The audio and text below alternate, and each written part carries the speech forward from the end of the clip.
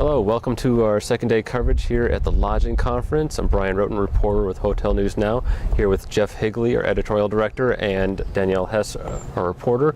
And the feeling today, or at least the overall feeling of the conference, we talked a little bit about the nervous optimism or cautious optimism yesterday, and I think that continues today. Just the overall feeling, seeing all the little meetings going on and some of the presentations going on, everyone is kind of waiting for the other shoe to drop. If it's going to drop, how big of a shoe it's going to be. They have an eye out for what could happen, but everyone's still trying to get business done. Everyone is still out there holding meetings, trying to get deals done, talking about deals, and seeing what can happen.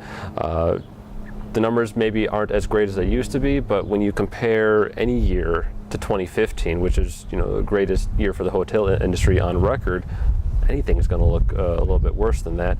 So I don't know. I think things are still going pretty well, and I think everyone is just proceeding just a little more cautiously, but they're still going forward with business. Maybe not as usual, but they're still, everyone's still trying to get their job done.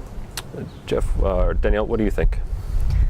Today I was hearing a little bit about, in later sessions, about millennials, which we hear a lot about, but it's usually on, how do we develop for millennials, how do we design for millennials, but this was more thinking about millennials in the workforce.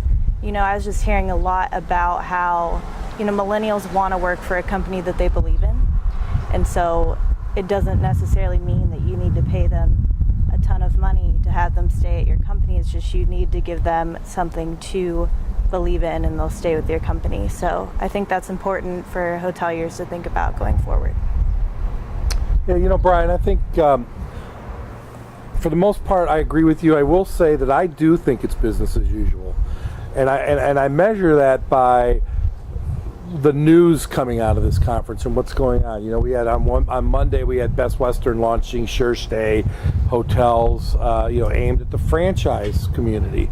Last night there was a reception to kind of get the word out about Two Roads Hospitality, the combination of destination hotels and resorts and commune hotels and resorts. We've also had the Trump Hotels announce the new brand name Scion for that.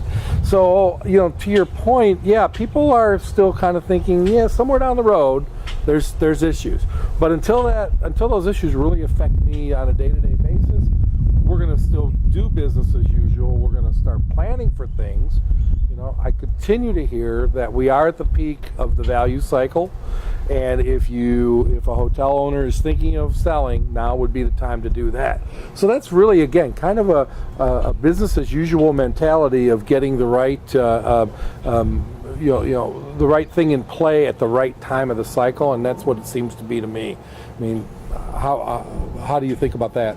That's a really good point. If things were really going so poorly, I don't think we would have quite all the same number of announcements coming on where there are new ventures coming out and people trying new things. Best Western's franchise model is completely new for them. They've been membership for, 70 plus years or so? So trying new things, that's always a risk. So it may be a little more business than usual than I thought. Yeah. So thank you for joining us, and keep watching for further coverage of the Lodging Conference, and we'll keep you posted. Thank you.